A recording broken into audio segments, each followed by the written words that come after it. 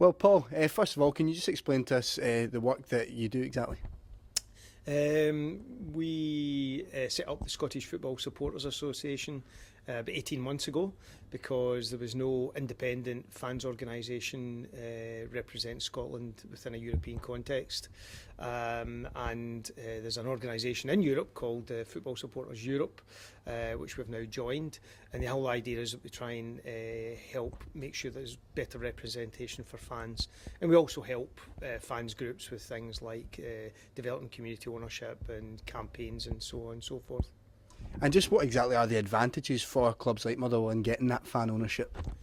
I mean, I think the fan ownership thing is absolutely huge. I mean, I've just come from a conference in Turkey a couple of weeks ago where we spent a lot of time talking to the guys in Sweden and the guys in Germany where actually have got fan ownership and up and running.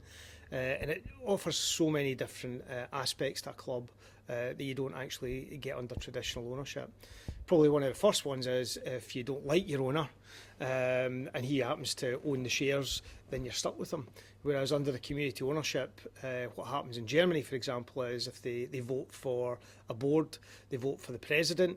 And if you believe that the president of the club, who's a fellow fan like yourself, is not doing these duties up to the best of his ability, then you can obviously vote him off. So it gives a bit of democracy, it gives a bit of control, it gives a bit of ownership. That's not to say fans get involved in the day-to-day. They delegate that task to a conventional board, but it gives them an influence and a say. And I think that's one of the most important things. So going forward, you've got that, but there's other benefits as well. There's wider benefits to the community and there's commercial benefits too. As well as all the advantages, what are perhaps some of the restraints that are involved with it as well, some of the challenges to overcome? I think one of the biggest challenges is the perception. Because it's fairly new here in Scotland, there's not that many case studies and there's not that many people experienced it. I've been fortunate enough, I have experienced it myself when we bought and then ran Stirling Albion, and albeit it's a smaller club, the dynamics are just exactly the same in terms of how it operates. So it's overcoming the kind of fear factor, it can't be done. How many times have we heard that in the life? It can't be done. And there's also an element where certain club chairmen in existing models who maybe have got shares and things like that feel that it's the Trotskyite kind of extremists, the left-winger communism guys who are coming to take over their club, and it's not like that at all. There's lots of professional guys out there and girls out there who support clubs, who've got skill sets that can be used, and that's one of the big benefits. You can bring these people in, whether they're lawyers or accountants or plumbers or joiners. There's roles for all of them within the club, and being community owned gives you an extra lever there. There's less distance between the boardroom and the park, and in actual fact what goes on in fandom. Like you said, there might be a certain perception of fan ownership among the fans, but what do you feel of the work that the Well Society do and how they can go forward as well? I mean, it's a great concept now that we've got it into a place where everybody understands it and knows what they want to do. I think the big challenge for them is obviously continue to generate members, get people on board and get as many people involved in the process. It is only really what those fans who come on board make it. And there's lots of things, what you see today is not what you had 2 years ago, and likewise in 2 years' time it'd be completely different. So the model's fairly flexible enough that the people that come on, the right type of people come on, and they can amend it and adjust it and develop it. But it's so important that all the fans are in it together and they see a direction of travel, and you've got the guys here who are actually managing that process. So we're delighted to support that any way we can. Some of these German clubs that have went down that route are obviously a great sales point for it to show how it can work. Do you think that that's perhaps the route that it can go in Scotland, or do you think it's maybe can't have that same level of growth? It's interesting. If you'd asked me 5-6 years ago, I didn't think there was any kind of traction for it at all. But what you're seeing now is, we have East Stirling, we have Dunfermline, we have Hearts on the journey as well, we've got Stirling Albion, we've got Motherwell on the journey, we've got St Mirren on the journey. And there's a reason for that. One, it makes sense because these clubs came from the community, they're wedded to the community, they're part of the community. But also the other side of the coin is there aren't multi-millionaires out here in Scotland who are willing to dare I say the word, invest in football maybe they were in the past. And I think historically, the kind of ownership model that we had with benefactors, there was two types of benefactor. The one who genuinely were fans who wanted the best for the club, and we've seen that in lots of different places across the country.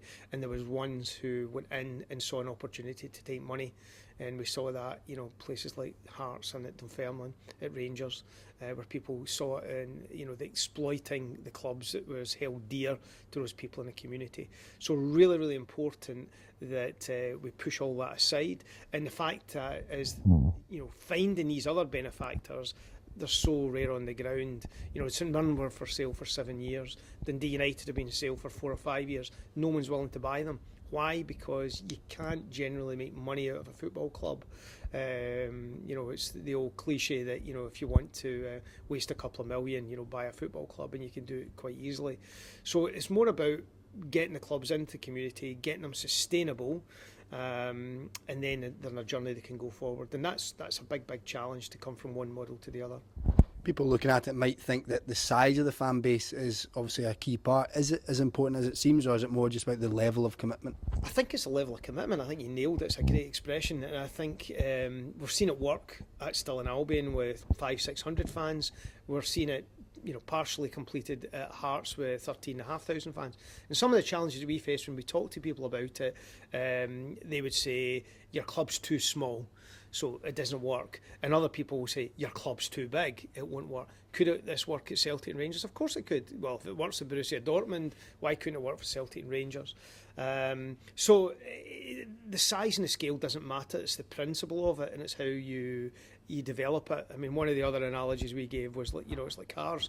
You've got a tiny little three-wheeler right up to a Ferrari. They're all cars. It's just they're all slightly different and different purposes, and each of the clubs will be slightly different. So I don't think there's any perfect size. Where the big difference in the German model we talked about is that they had imposed on them after the Second World War through legislation as a way to make sure the clubs never get disconnected with the communities. So we're coming from a place where you're fighting against an existing scenario, and it's generally only been taken up where clubs have gone into financial trouble. And that's slightly changing with the likes of St Mirren, where it's not financial trouble, but they couldn't sell the club. And the people who had the club couldn't take the risk of selling it to people who were unsavoury or weren't, true St Mirren fans. So likewise here at Motherwell, the great opportunity is, it's Motherwell fans who make the decisions, it's Motherwell fans involved in it, and that's, for the good of the club. Well, it's clear that the Scottish Football Supporters Association are doing great work, and thanks very much for your time, Paul. Cheers. Pleasure.